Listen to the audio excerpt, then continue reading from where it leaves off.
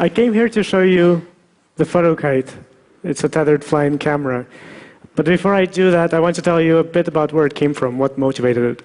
So I was born in Russia, and 3 years ago, in 2011, there were the Russian federal elections. There were massive irregularities reported, and people came out to protest, which was very unlikely for Russia. And no one really knew how significant these protests were because, for whatever reason, the world media largely ignored it. Now, there was a group of photographers that kind of flew flying cameras as a hobby, usually photographing things like the Sphinx, the pyramids, who happened to be right around the corner, and they flew a camera, and they took some snapshots, some panoramas of this demonstration. Just completely independent entity, completely random occurrence. And the image, when I saw it, it really struck me.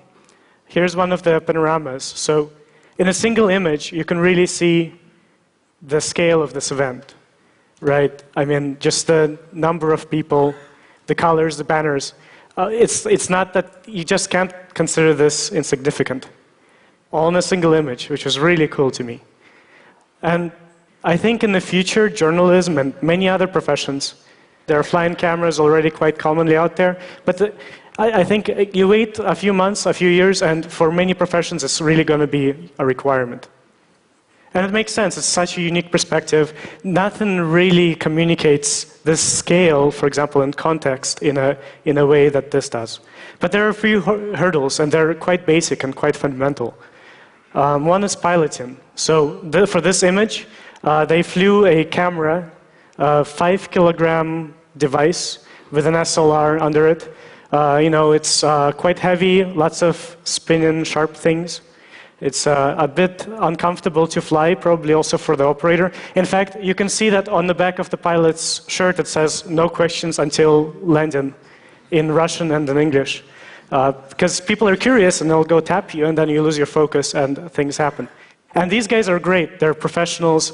They're really careful in what they do. So in the protest, maybe you noticed, they flew over the river, so it was quite safe. But this doesn't necessarily apply to all people and all conditions, so we really have to make piloting easier. The other problem is regulations, or rather the lack of good regulation. For many good reasons, it's just difficult to come up with common sense laws to regulate flying cameras. So we already have cameras, everyone here I'm sure has a smartphone with a camera, right? There are more and more of them. You hear about people with Google Glass being attacked. You hear about actually a drone pilot, a hobbyist, was attacked 2 weeks ago because he was flying near a beach.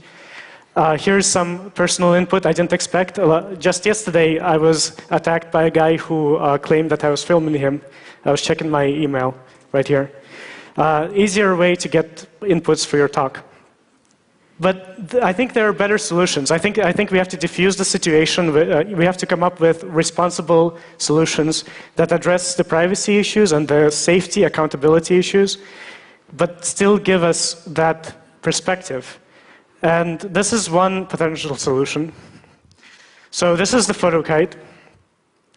Well, let me see. It's a quadricopter, but what's kind of special about it is there's a leash. It's literally a dog leash. It's very convenient. And the neat thing about it is to fly it, there's no joysticks, nothing like this. You just turn it on, and you point in the direction that you want to fly. You give it a little twist. That's kind of the way you communicate. And there it goes.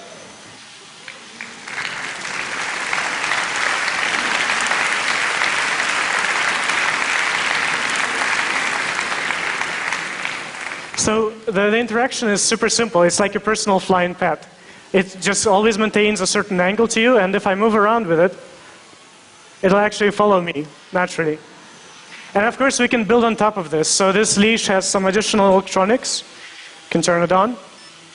And now it's like telling your dog to, well, fly lower if you have such a dog. So I can press a button and manipulate it rather easily. So I just shifted its position. And it's really safe. I mean, well, I don't know about you guys in the front row, but at least in principle, you have to agree that you feel safer because there's a physical connection. Live demos are hard, right? Things go wrong all the time. But no matter what, this thing will actually prevent this thing from going into you. What's more, it tells you immediately that I am the one responsible for this device. You don't have to look for someone controlling it. Now, I can tell you that it's easy a lot, but I think what a really good way to prove that is to grab a second one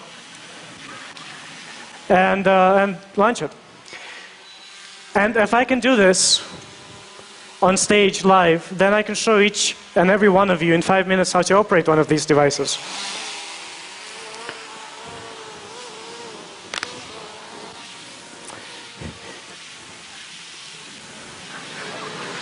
So now we have two eyes in the sky. Oh. Another trick is getting them back.